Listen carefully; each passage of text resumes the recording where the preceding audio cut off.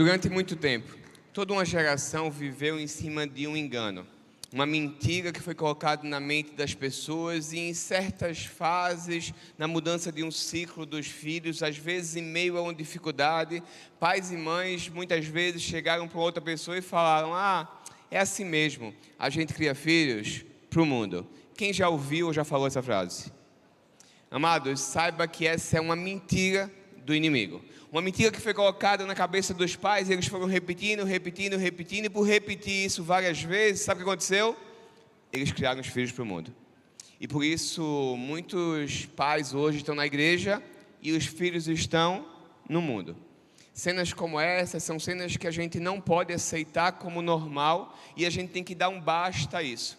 E esse livro a gente entende que é um manifesto. Não crie seu filho para o mundo, um guia prático para a criação de filhos conforme os planos de Deus, para que a gente possa se envolver não apenas numa leitura, mas encabeçar um movimento de pais e mães que entendem que os filhos são a herança do Senhor, um presente que Ele nos dá, e a gente tem que fazer com que eles façam a diferença no mundo e não se percam no mundo. Se você entende que essa é uma missão que Deus te incomoda, eu quero te convidar a fazer parte desse movimento, a não apenas ler um livro como esse, mas que você também possa utilizar esse livro como uma ferramenta, para que você possa abençoar a vida de outros pais e tirar esse engano maligno que foi colocado na cabeça das pessoas, para que a gente dê um basta nisso e cada vez mais a gente crie filhos conforme os propósitos de Deus. É esse lançamento, é essa ferramenta que Deus deu, que a gente vai conversar com vocês aqui hoje, e ao final a gente vai estar ali podendo fazer uma dedicatória desse livro, uma mensagem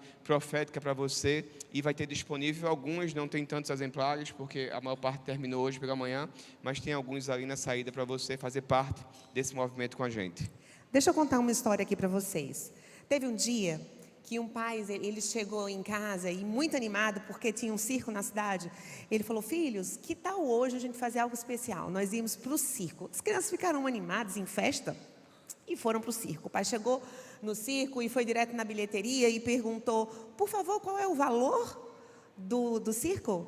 E aquele rapaz falou: adultos R$50, crianças de 7 a 14 anos, R$30. E crianças de 0 a 6 anos não paga. Qual a idade dos seus filhos? Aí o pai virou para ele e falou assim: meu filho pequeno tem 3 anos e o maior ele tem 7 anos. E aquele rapaz ali da bilheteria virou para o pai e falou: veja, se você não tivesse me dito que seu filho tinha 7 anos, com certeza passaria tranquilo, eu nem perceberia que seu filho tem 6 anos. Você deixou de economizar R$30. O pai virou para ele e falou assim: realmente, talvez você não perceberia que o meu filho tem 7 anos, ele teria 6, mas deixa eu te dizer, os meus filhos com certeza perceberiam a mentira que eu estaria contando para ganhar vantagem aqui. E essa tarde aqui deixaria de ser uma tarde marcada por grandes alegrias e momentos especiais que a gente vai viver nesse circo hoje, para ficar marcado como um pai que mente tirando vantagem. A verdade não tem preço. É algo que a gente precisa tê-la em todos os momentos e falar a verdade para os meus filhos. Ele disse assim para o cara da bilheteria: vai com certeza levar isso para toda uma geração dos filhos dele. Isso sim vai marcar a vida deles. O que eu entendo, pessoal, é que as pequenas atitudes que nós temos em nossa casa, na nossa vida, com as pessoas que nos cercam, nossos pais e filhos, são o que vai construir o legado que você vai deixar para eles. Não são os grandes eventos, as grandes ações, mas são os pequenos do dia a dia que vai fazer com que você crie seu filho para Deus e não crie seu filho para o mundo. É sobre isso que a gente vai falar hoje aqui. Então, para isso, eu queria que vocês abrissem sua Bíblia em 2 Reis, no capítulo 20, do verso 1 ao 6. 2 Reis, capítulo 20, do 1 ao 6. Amém? Naquele tempo, Ezequias ele ficou doente. Ele quase morreu. O profeta Isaías, filho de Amós, foi visitá-lo e lhe disse: assim diz o Senhor, ponha em ordem a sua casa, pois você vai morrer e não se recuperará.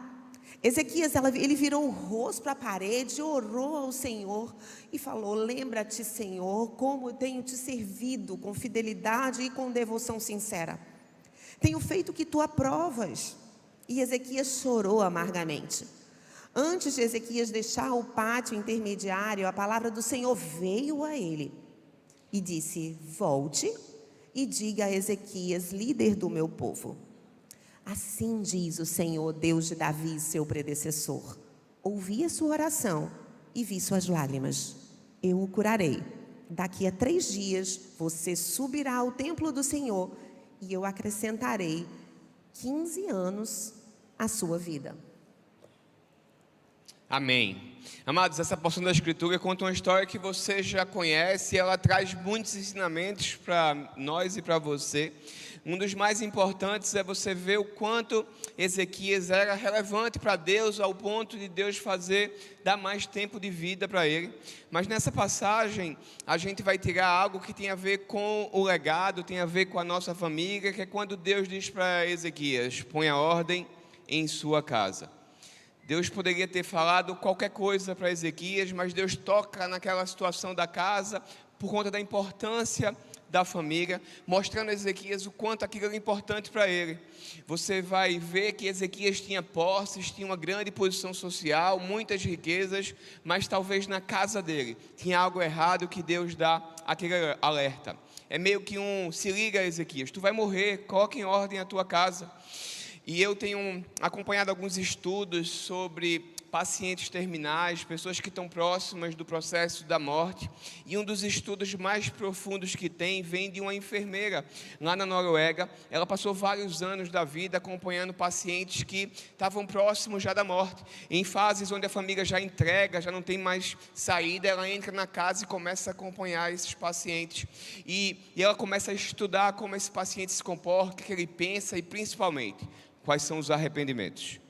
E amados, a pessoa quando está no leito da morte, quando ela sabe que vai embora, ninguém pede uma chave de um carro, ninguém pede para ver a escritura dos imóveis que ela tem, ninguém pede o saldo bancário da conta. E sabe por que ninguém pede essas coisas quando sabe que vai morrer? Porque isso não tem importância. Quando as pessoas sabem que vão partir, quando estão nos últimos dias, sabe o que elas querem? Elas querem um abraço daquela pessoa que ela nunca abraçou. Ela quer dizer um te amo para quem ela nunca declarou. Ela quer pedir perdão para aquela pessoa que ela machucou. Porque quando a gente chega no final da história, a gente descobre que as coisas mais importantes foram exatamente aquelas que a gente não deu tanto valor. Se você parar e perceber, você vai ver que a maior parte das pessoas passam os 40 principais anos da vida trabalhando para juntar um dinheiro para comprar remédio para as doenças que vão ter depois. Passam uma grande parte da vida com aquele ditado que diz: é porque eu estou preparando o futuro dos meus filhos. Alguém já ouviu alguém falar isso? Né? Futuro dos meus filhos. E a grande pergunta que a gente faz é: e o presente? E o dia a dia das pessoas que realmente são importantes? E o relacionamento com a sua família? Porque a única coisa que a gente não deve fazer é chegar no final e se arrepender. Se arrepender porque a gente não abraçou, se arrepender porque a gente não cuidou, se arrepender porque a gente não declarou. E eu quero começar logo dizendo uma coisa para você que é muito importante. Quem tem filhos aqui? A gente aqui no Nordeste foi criado numa situação de muito machismo, principalmente nessa região. Pais que achavam que nunca deviam dizer eu te amo para os filhos, porque eles já sabem. E talvez você nunca escutou isso do seu pai, mas nem por isso você tem que parar de dizer isso para o seu filho. Você precisa declarar, você precisa dizer. Não chegue no final para se arrepender. Não é porque você não recebeu do seu pai que você não vai dar para o seu filho. Tem que ser completamente diferente a partir de você. Até os 35 anos de idade, eu nunca tinha ouvido dos meus pais um eu te amo. Porque eles nunca receberam dos pais deles. E quando eu conhecia Jesus, eu entendi que eu tinha um pai amado que me amava e que aquele amor não podia ficar comigo. E eu comecei a dizer eu te amo para eles. E eles começaram a dizer eu te amo para mim. Verdade. E tudo mudou, porque eu entendi que a partir de mim, na minha geração, seria diferente. Os meus filhos, eles olham para mim e fazem: pai, eu te amo mais. Porque não é só eu te amo, agora a gente está no upgrade, eu te amo mais, é uma competição para ver quem ama mais. Porque a gente entendeu que a gente tem que construir algo diferente no nosso lar. E eu quero recomendar que você faça disso um hábito, para que você crie um legado familiar diferente na sua casa. A minha pergunta para você é: se você tivesse só 30 dias de vida, Ezequias teve 15 anos, mas se fosse 30 dias, você mudaria algo na sua rotina? Você ficaria menos tempo no celular? Você trabalharia menos? Você ia abraçar mais seus pais? Você que é filho? Você teria mais tempo com os seus parentes? O que você faria diferente? Essa pergunta dá um nervoso na gente, né? 30 dias, o que eu vou fazer? Você começa a pensar assim, o que eu vou fazer primeiro? Porque é tanta coisa para a gente fazer em 30 dias, né? Mas assim, eu vou fazer uma outra pergunta mais importante ainda, depois você reflete sobre essa. Mas uma outra pergunta muito importante é: o que você está construindo de legado na vida dos seus filhos? Essa pergunta eu me faço todos os dias. O que eu vou fazer hoje diferente para construir um legado dos meus filhos? Todos os dias eu falo isso. E o que eu descobri muito é que nós precisamos deixar algo de valor nos nossos filhos. Na verdade, algo que não tem preço. Que é isso? É legado. O que a gente vai construir de legado? E eu estou falando aqui para filhos, eu estou falando também para pais, pais de sangue, pais espirituais. Aqui é uma igreja em célula, e muita célula, então tem muitos pais espirituais, tem um discipulado, cuidado. Eu também estou falando para essas pessoas que cuidam de outras pessoas, e com certeza, com a sua atitude, a sua decisão, você também construirá legados através desses filhos espirituais. Então, é sobre isso que a gente vai tratar aqui hoje, sobre construir um legado familiar. Mas antes eu queria orar com vocês, para a gente começar. Amém? Senhor Deus, Paizinho, obrigado por esse tempo. Obrigada, Senhor, porque o Senhor traz ao nosso coração Tua palavra, os Teus ensinamentos. Eu quero te pedir, Senhor, que o coração de todos nós aqui nesse templo seja um coração como terra fértil, para que o Senhor possa semear e que dê muitos frutos, muitos, e que as próximas gerações, Senhor, sejam todas rendidas a Ti. Obrigada, Pai, em nome do Teu Filho Jesus. Amém. 3 amém. Foi bem participativo, né, pessoal? Em nome de Jesus. Irmão, a importância do amém é algo que a gente, enquanto crente, tem que estar, que assim seja, que assim esteja. A gente tem que estar concordando. Há poder na unidade. Você crê nisso? Amém. Você crê que há uma luta do bem contra o mal? O céu e o inferno, sim ou não?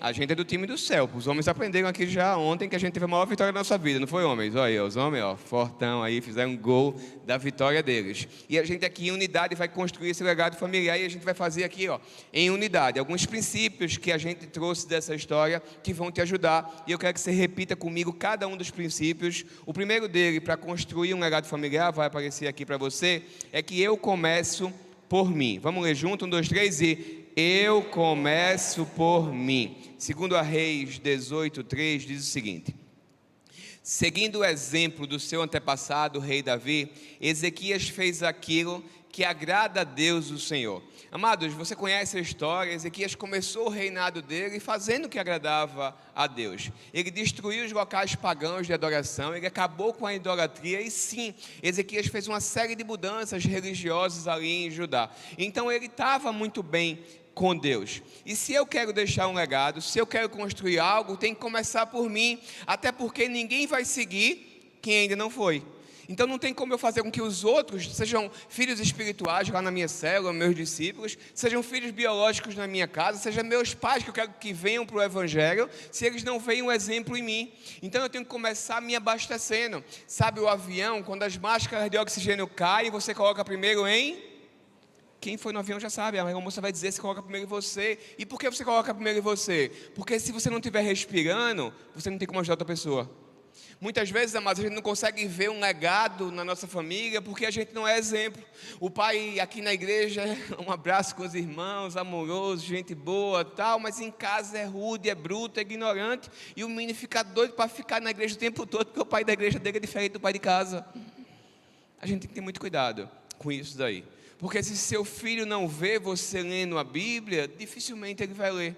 Se ele não vê você ajoelhado, orando, dificilmente ele vai fazer isso. É o seu exemplo que vai fazer com que ele siga isso daí. Se ele não vê a sua doçura, se ele não vê você perdoando, ele também não vai fazer isso. Então, amados, eu e você precisamos buscar ser exemplo na nossa família. Eu lembro de uma história de um pai, ele tinha 2 filhos, um menino e uma menina, e ele chegou em casa um certo dia, e os meninos estavam numa briga quente, aquela gritaria, um xingando o outro, aquelas 2 crianças. Ele se assustou e fez: ei, para, o que está acontecendo? E o filho menor olhou para ele e fez: não é nada não, pai, a gente está brincando de pai e mãe. Muitas vezes é esse o exemplo que a gente está construindo para os nossos filhos. A gente tem que ter cuidado, porque se a gente constrói o exemplo errado, é isso que a gente vai receber lá no futuro. Eu lembro de um pai que era muito ausente do filho, ele não era cristão, e ele trabalhava muito e tinha muita ausência do acompanhamento do filho, mas um certo dia ele chegou em casa e disse: hoje eu quero fazer diferente, hoje eu quero fazer algo que possa marcar meu filho. Chegou para o filho e disse: filho, a gente vai brincar hoje de seu rei mandou, você pede e eu faço, você vai ser o rei, peça. Aí o filho falou: pai, eu quero ir para o shopping. Aí o pai falou: sim, filho, vamos para o shopping. Ele foi para o shopping, chegou no shopping, o filho falou: pai, eu quero um McDonald's. Aí o pai comprou. Pai, eu quero ir para o parque. O pai: sim. Pai, eu quero comprar um sorvete. O pai: sim. Pai, eu quero andar ali no Autorama. O pai: sim. Então tudo que ele me pediu durante o dia, o pai fez. O menino ficou super feliz. E aí quando voltou para casa à noite, o pai entrando em casa, o filho chamou e fez: pai, me bota para dormir. O pai: vou lá colocar. Na hora que o pai está colocando o filho para dormir, o filho faz: pai, o senhor ora por mim? O menino era caminhando na igreja, a mãe também, mas o pai nunca ia na igreja, ficou meio constrangido, tal. Aí ele pegou, ficou meio assim. Aí o menino fez: não, pai, então deixa que eu oro. E aí ele juntou assim a mãozinha dele e fez: papai do céu, faz com que eu possa ser um homem igual ao meu pai, bondoso feito meu pai. O pai se assustou, tal, cobriu o menino, correu para o quarto dele, e se ajoelhou e fez: Deus, por favor, Deus, não faz com que meu filho seja um homem igual a mim, porque eu sou adúltero, eu sou mentiroso, eu trapaceio no meu trabalho, eu não quero, Deus, que meu filho seja igual a mim. Eu não sei qual é a oração que você faz hoje, mas eu quero muito que você deseje orar um dia pedindo para que seus filhos sejam igual a você. Essa é uma oração que a gente tem que fazer.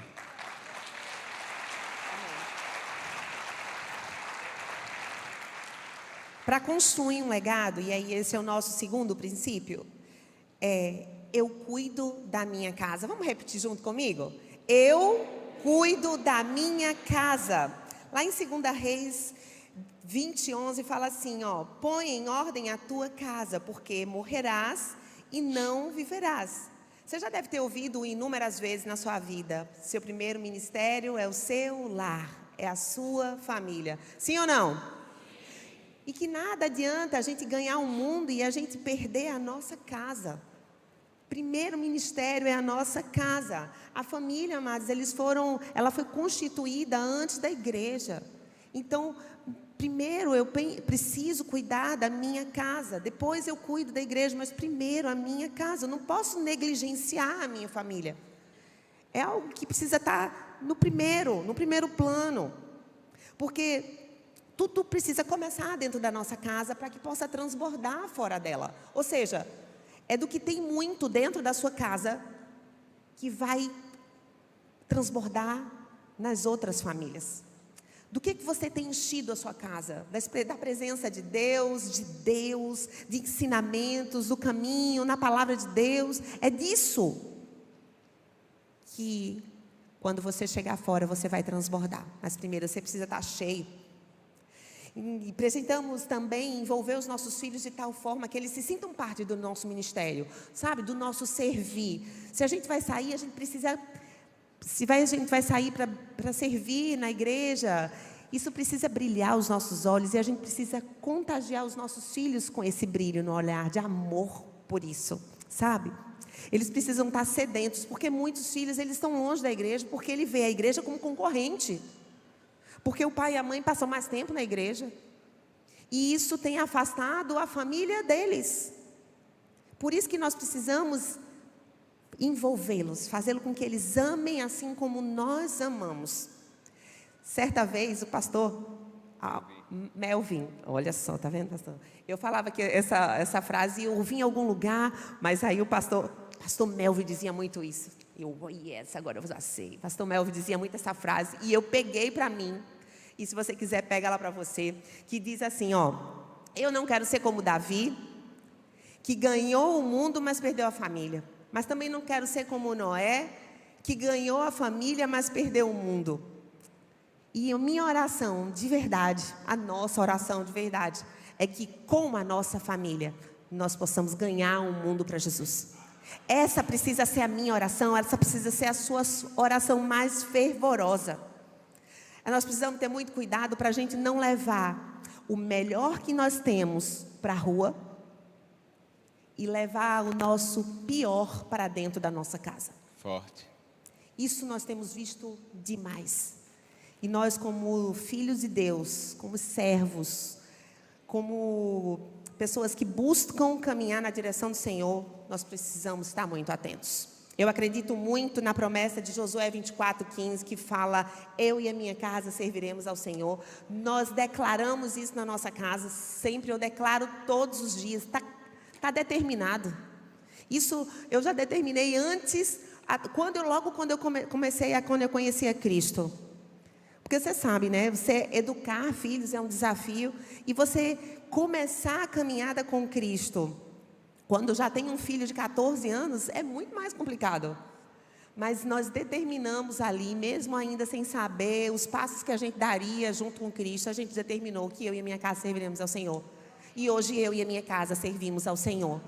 E nós precisamos declarar isso. Não sei se você já fez essa declaração, mas se você já fez, eu quero que agora, nesse momento, a gente fique de pé para fazer essa declaração novamente, com toda a nossa força, sabe? Fazer com que o que a gente vai declarar agora, os céus ouçam.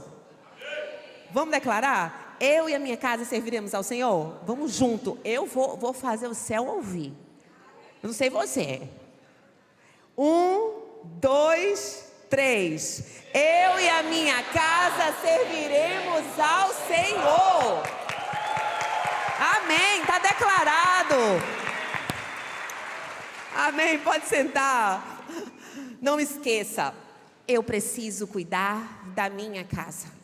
Um terceiro princípio que a gente aprende nessa história de Ezequias e traz para a gente construir um legado familiar é quando eu treino e discipulo os meus. Vamos juntos? 1, 2, 3 e... eu treino e discipulo os meus. A igreja de Atos, que nos inspira a ser igreja, já treinava mulheres e filhos, eles já participavam. Lá em Atos 21, a parte 5 diz: todos os discípulos com suas mulheres e filhos nos acompanharam, até fora da cidade e ali na praia. Nos ajoelhamos e oramos. Era muito comum para os filhos estarem orando com os pais. Esse momento de oração, esse momento de comunhão fazia parte da rotina deles. E eu e você precisamos envolver os nossos nisso daí. Sejam os nossos filhos em casa, sejam os filhos espirituais na rotina de adoração, de oração, de entrega ao Senhor.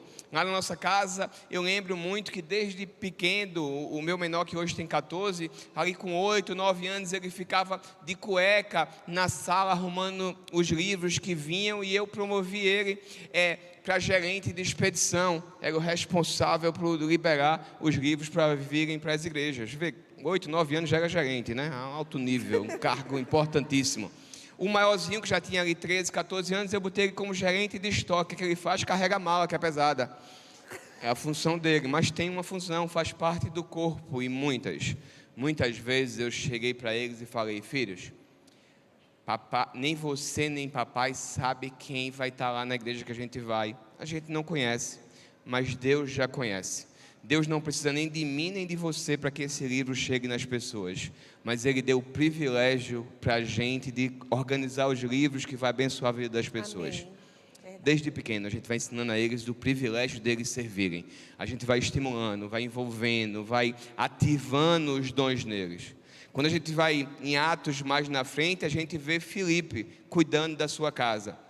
O texto diz o seguinte, em Atos 21, 8 e 9. Partindo no dia seguinte, chegamos a Cesareia e ficamos na casa de Filipe, o evangelista, um dos 7. Ele tinha 4 filhas virgens que profetizavam.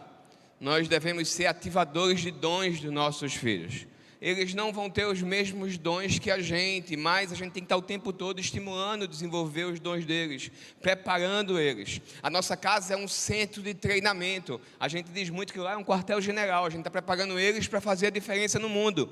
E assim como você vem nessa igreja aqui, e tem uma série de ferramentas, eu estava conversando aqui com o pastor líder do Start, e ele estava falando das escolas, né, dos eventos, dos programas que estão capacitando, né, os pais, os filhos. Assim também a gente tem que fazer na nossa casa. A gente está o tempo todo equipando, preparando eles. O ensinar a criança no caminho é algo que você está caminhando lá de Provérbios 22, 6 e está fazendo junto com eles. E o treinamento, a disciplina, é um processo, tem regras, tem que ter o tempo todo uma dedicação. Você imagina um maratonista, para ele poder completar uma maratona, ele jamais vai conseguir deitado no sofá assistindo Netflix. Vai conseguir, sim ou não? Ele vai precisar treinar muito, dedicar muito, abdicar de um monte de coisas para conseguir concluir essa maratona. E assim também é a vida na família. A gente também vai precisar de muita dedicação, vai precisar abdicar de muita coisa, e tem que ter muito cuidado para que a gente possa entender que vai precisar treinar, discipular, e para isso precisa de muita disciplina. Hoje em dia a gente vive numa sociedade onde os pais são muito permissivos. Eu lembro de uma época passada, onde os pais, em muitas situações, às vezes o pai chegava, não sei se é essa época, e quando o pai só precisava olhar, você já se ajeitava. Quem era essa época que tinha um pai assim? E muito disso construiu quem a gente é hoje, mas hoje você vive numa sociedade onde os pais fazem, tadinho, deixa ele fazer o que ele quiser. E aí o tadinho vai fazendo, e por isso talvez tenham tantos pais perdendo os filhos para o mundo. Posso te contar uma coisa? Muito da delinquência infanto-juvenil que tem aí fora começou na casa de pais omissos, que não assumiram a responsabilidade que tinham de pais em casa. Sabe, o rio, ele só existe porque tem margem. Se não tiver margem, acabou o rio. Filhos saudáveis só existem se tiver limites. E eu e você temos que dar o limite. Eu e você temos que direcionar. A gente tem que discipular, treinar, preparar. Essa é uma função que Deus nos dá. A gente tem que fazer discípulos, mas os primeiros são da casa da gente. E a gente tem que ter muito cuidado, porque às vezes a gente quer dar aquela ideia de, eu quero dar para o meu filho o que eu não tive. Tudo bem, dê as coisas que vão ajudar ele a aproximar do destino profético dele. E não as coisas somente para agradar. Porque se você tiver que escolher entre agradar e fazer o certo, faça sempre o certo. Eu lembro de uma certa vez, eu quero que você coloque amor nas minhas palavras, que meu filho menor, esperto, sabe como é criança, né? Quando quer alguma coisa, né? Aquele jeitinho dele e tal, né? Pai, eu quero isso, tal. E eu falei, não. E ele olhou e fez, mas pai, o senhor não é meu amigo, o senhor disse que era meu amigo. Aí eu cheguei para ele e falei, Dylan, papai, ele sempre vai ser seu amigo, mas nunca vai deixar de ser seu pai. E como seu pai, eu estou dizendo que você não vai. Se você tiver que escolher entre ser pai e ser amigo, escolha ser pai ou mãe. Porque amigos, seus pais vão ter, seu filho vai ter muito, mas pai e mãe só vai ter um. Os amigos,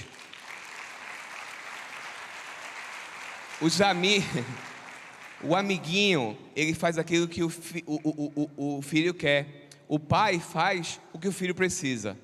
E a gente tem que ajustar isso daí, porque a gente está numa sociedade onde os pais viveram numa situação diferente no passado e hoje começam a dizer que o filho tem que fazer tudo. O menino não quer ir para a igreja porque ele tem 13 anos, sabe como é que é, né? Ele tem 13 anos, 14 anos, ele não quer vir mais.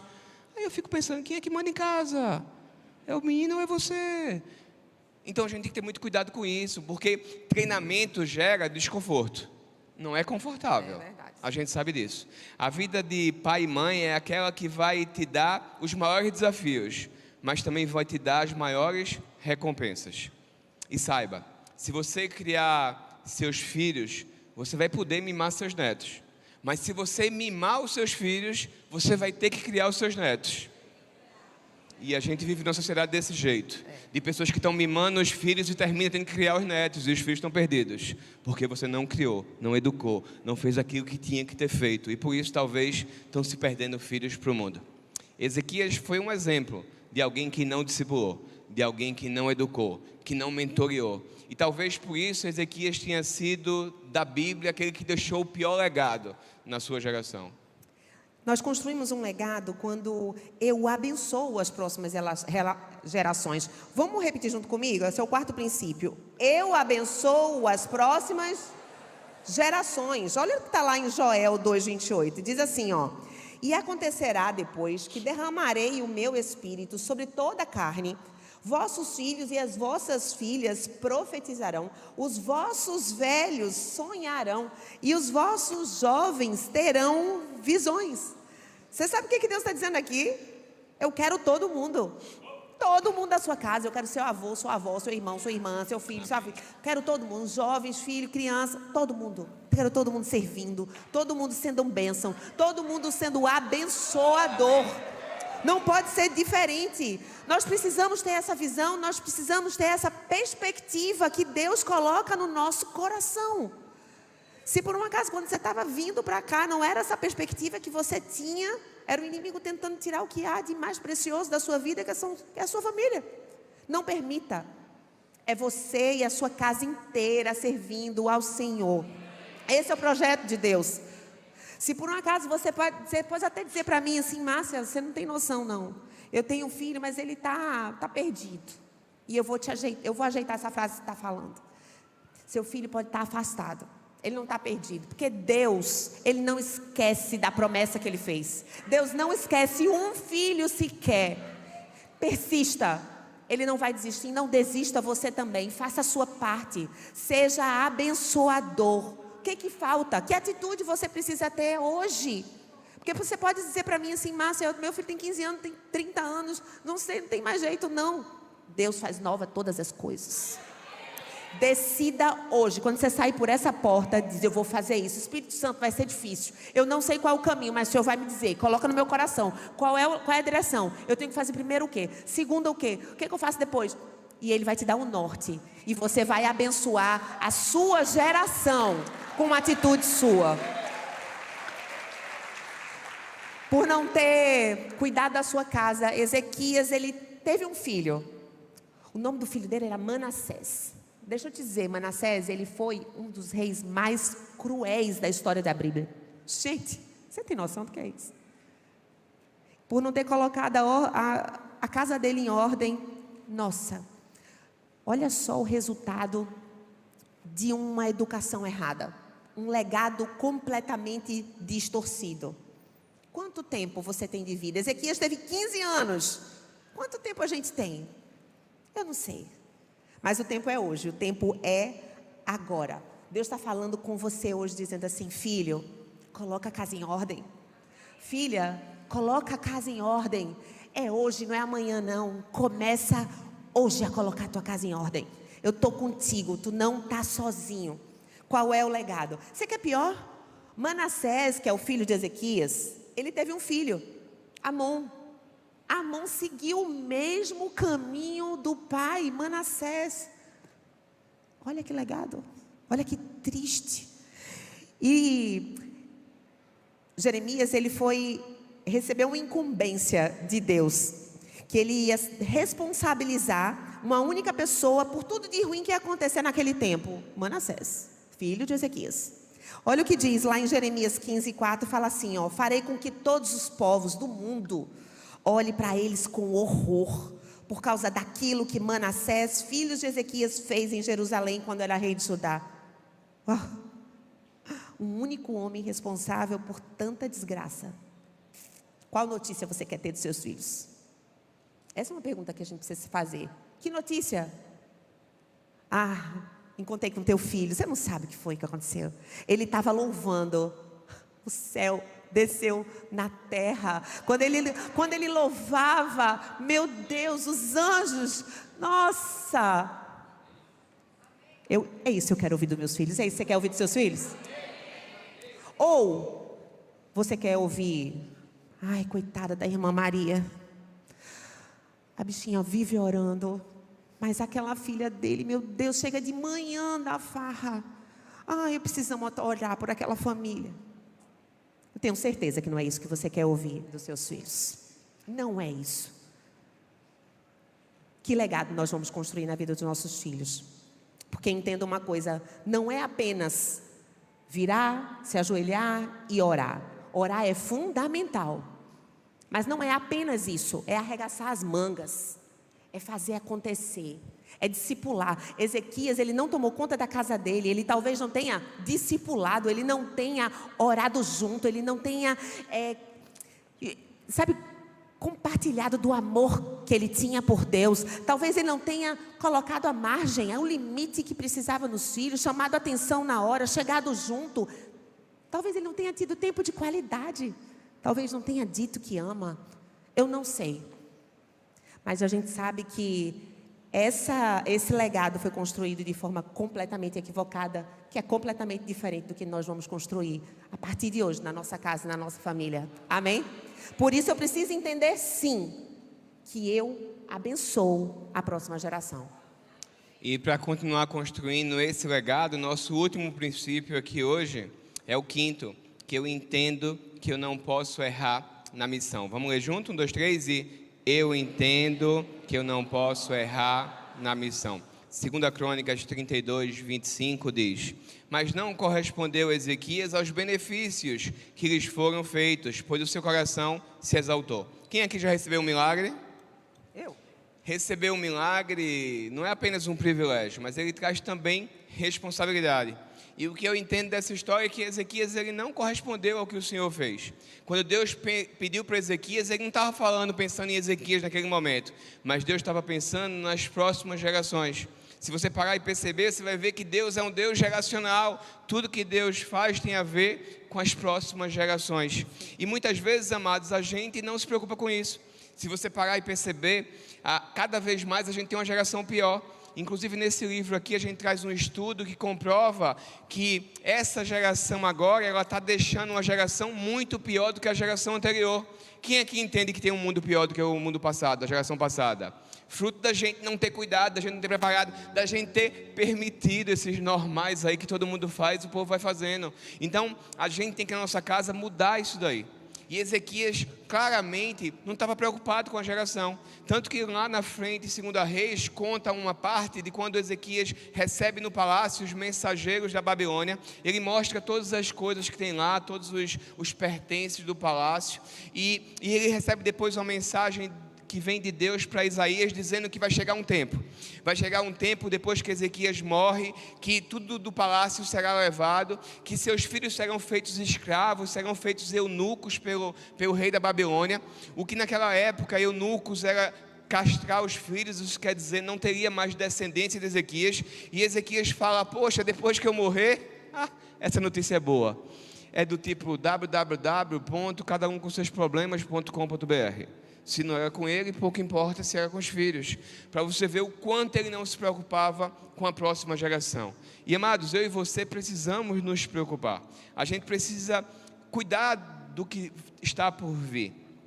Talvez você alguma vez chegou e falou daquela pessoa que só cuida do trabalho, só se preocupa com o dinheiro e esquece dos filhos.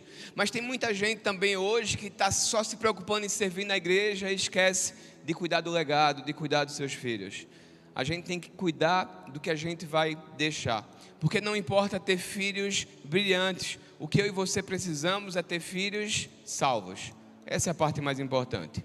Eu não te contei ali no começo, mas quando eu apresentei a minha família para vocês, eu falei dos nossos 3 filhos, mas tem uma coisa muito interessante de Deus, que Deus faz, é que esse livro aqui, a gente começou a escrever ele em 2018, mas quando foi no ano passado, a editora chamou a gente para conversar sobre esse livro. Ela combinou de lançar esse livro nesse ano e a gente entregou o livro pronto para a editora dia 15 de dezembro de 2022. E esse livro tem a ver com legado, com as próximas gerações. E sabe qual é o lindo de Deus? Que mais ou menos nessa época, minha filha Emily mora lá nos Estados Unidos e ela é casada com Pedro, e ela contou há uns 4, 5 meses atrás que ela estava grávida. E eu vou ser vovô. E aprendi com o pastor Sandro que está na moda ser avô jovem. Vocês não imaginavam nunca, né? Porque eu tenho um cara de 18. Márcia muito menos. Mas, e gente, é muito lindo o cuidado de Deus. A gente foi ministrar lá nos Estados Unidos no mês passado. E uma certa noite a gente estava no nosso quarto, na casa dela. E eu escuto uma voz lá no outro aposento e eu vou lá escutar o que está acontecendo. E nessa hora eu encontro Emily, a minha filha, com Pedro, o marido dela. E na barriguinha dela, ela estava com a Bíblia. E ela estava com a Bíblia, lendo a Bíblia para Brian. E ela lia a Bíblia para Brian e falava: filho, antes de você conhecer papai e mamãe, você tem que conhecer a Deus. É nessa palavra que você vai caminhar. É isso que você vai ser guiado na sua vida. E desde ali do ventre, ela começa a definir o destino profético de Brian. Sabe o que eu entendi naquele momento? Que quando Deus me resgatou, quando Deus me salvou, eu achava que tinha a ver comigo. Eu achava que tinha a ver com eu viver uma vida no Evangelho, onde eu amar Jesus. E sim, isso vai acontecer, mas naquele momento Deus falou comigo claramente e disse: não tem nada a ver contigo. Quando eu te resgatei há 10 anos atrás, foi para dar vantagem a Brian, para que Brian possa chegar e fazer diferença na geração dele, porque tinha a ver com os filhos, netos, bisnetos, tataranetos. Você vê hoje achando que tinha a ver só com o que você ia viver nesse culto, mas sabe o que Deus te fala nesse momento? Que o que Ele está construindo aqui com você vai durar até 1000 gerações, em filhos, netos, bisnetos seus, que vão fazer a diferença pelo que você começa a construir no dia de hoje. Amados, o que acontece é que a gente foi forjado numa geração onde era muito importante deixar uma herança. A gente ouviu das pessoas que a gente tinha que deixar um carro, um imóvel, às vezes uma faculdade para os nossos filhos, uma segurança. E eu aprendi algo que é muito importante, a gente traz nesse livro, é que herança é aquilo que você deixa para os filhos. Legado é aquilo que você deixa nos filhos. A herança muitas vezes vai gerar briga, discórdia dos seus filhos quando você for embora. Talvez a herança acabe no outro dia, em um piscar dos olhos. O legado vai durar gerações do que você constrói neles no dia a dia. É verdade. E isso é o que faz a diferença. Eu e você precisamos construir esse legado. Não é fácil, mas a gente tem que fazer todos os dias. Em Deuteronômio 6, 5 e 7, a Bíblia nos ensina algo que para mim é muito poderoso. É um dos versículos que eu mais repito para meus filhos. Diz o seguinte: portanto, ame o Senhor nosso Deus com todo o coração. Fala assim: com todo o coração. Todo mundo, tá? Com todo o coração. Com todo o coração. Com toda a alma e com todas as forças. Guarde, não, só essa parte, tá? Eu vou ver o resto. Guarde sempre no coração as leis que estou lhe dando hoje. E não deixe de ensiná-las a seus filhos. Repitam. Fala comigo. Repitam. De novo. Repitam. De novo. Repitam. Repitam. Essas leis em casa e fora de casa, quando se deitarem e quando se levantarem. É dos pais que Deus vai cobrar uma vida cristã ajustada na casa. E é o que eu e você precisamos fazer. Salmos 127, 3, 4 diz o seguinte: os filhos são a herança do Senhor, uma recompensa que Ele dá. Como flechas na mão do guerreiro são os filhos nascidos na juventude. Fique em pé para poder parecer que está acabando. Deus, Ele coloca os filhos como herança do Senhor. Ele usa uma metáfora das flechas. E é muito interessante você perceber isso, porque naquela época de muitas guerras, Ele escolhe a flecha como algo que vai além. Poderia ser uma lança que chega perto, uma espada que chega perto, mas quando Ele escolhe uma flecha, Ele está mostrando que a flecha vai num lugar onde o arqueiro não vai. Sabe o que Deus fala para você hoje aqui? Os seus filhos vão chegar num lugar tão alto, que é um local que você não vai, mas que eles irão. Essa é uma promessa que Ele faz para mim e para você. Essa é uma promessa que a gente toma posse hoje de um destino profético, que a gente está enviando nossos filhos. E é muito interessante entender isso, amados, porque toda flecha ela mira um alvo. E um alvo precisa de um direcionamento. E esse direcionamento é algo que eu e você precisamos dar para os nossos filhos. E sabe o que é que eu vejo de muito interessante? Quando você carrega essa aljava, tem o peso de você carregar, né? A gente sabe que não é fácil. É sem dúvida a tarefa mais desafiadora e a mais recompensadora que eu e você temos na vida. E eu aprendi essa história da flecha, que você tem que puxar ela para poder levar para o seu destino profético. Sabe o que é você puxar e envergar? É o treinamento, é o discipulado, é você colocar os limites, é você se esforçar, se dedicar, incomoda, dói, mas é isso que vai levar ele no destino para o qual ele foi chamado por Deus. Sabe outra coisa que é extraordinária que a gente pode aprender com essa metáfora que Deus dá para a gente da flecha? Vê que linda. É que o arqueiro, ele sempre puxa a flecha para perto do coração. Quanto mais perto o seu filho estiver do seu coração, mais longe ele vai chegar. É com o amor de Jesus, é discipulando, é treinando, é ensinando que você define o destino profético dos seus filhos. Eu quero encerrar aqui fazendo um ato profético da sua família. Eu quero que você possa abraçar a sua família agora, se ela estiver aqui. Se não tiver, procure a sua célula, um grupo que você tenha. Só não fica só. Se você estiver só e quiser se conectar com a sua família que está fora, você tem esse momento de oração.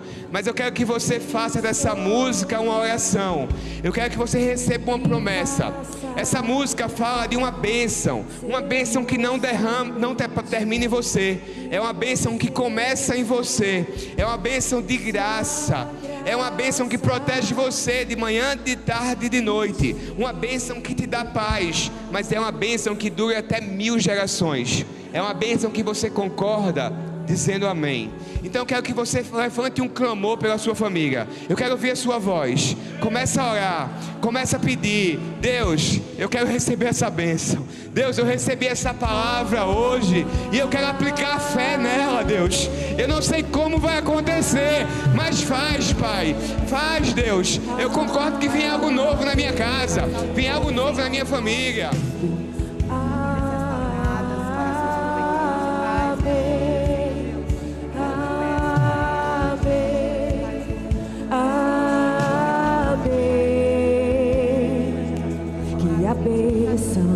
Derrame até 1000 gerações, tua família e teus filhos. Abençoa a família do teu lado, aponta para ele assim, ó, que é a bênção, vai, que é a bênção.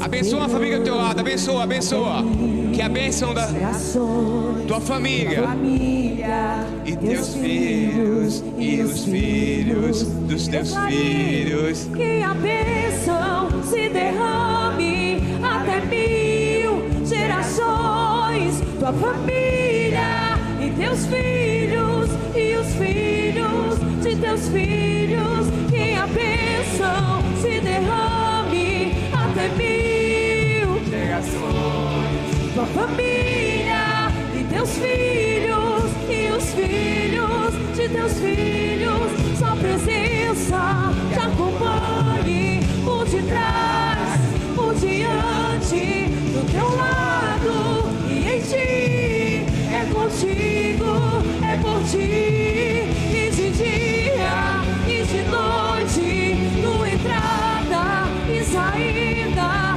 em teu riso, em teu choro. É contigo, é por ti, é contigo, é por ti, é contigo,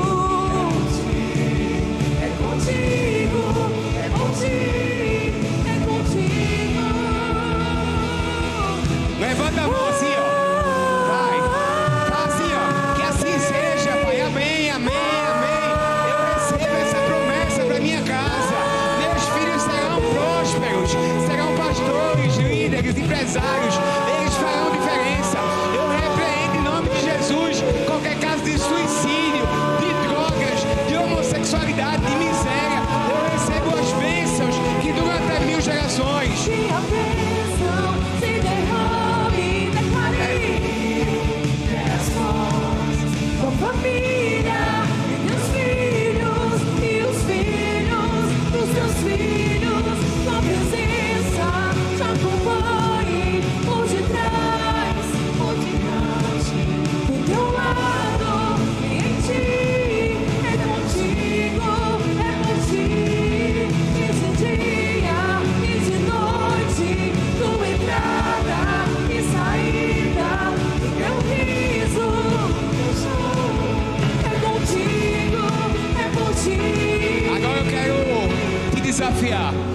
Essa bênção que dura até 1000 gerações, ela é de alguém que abençoa outras famílias.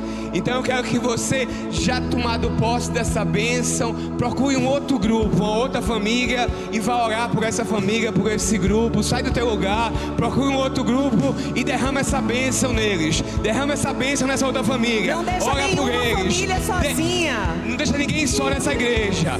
Define agora, vai lá e abençoa alguém. Não deixa ninguém só, procure alguém, vai lá e abençoa. Família, e teus filhos, e os filhos de teus filhos. Abençoa a outra família. A gente está num ambiente profético. Os milagres estão acontecendo. A transformação, a mudança de destino. Tem novos destinos começando. Tem filhos profetas, pastores. Tem restauração de casamento. Tem cura. Tem algo novo. Tem algo novo. Algo novo.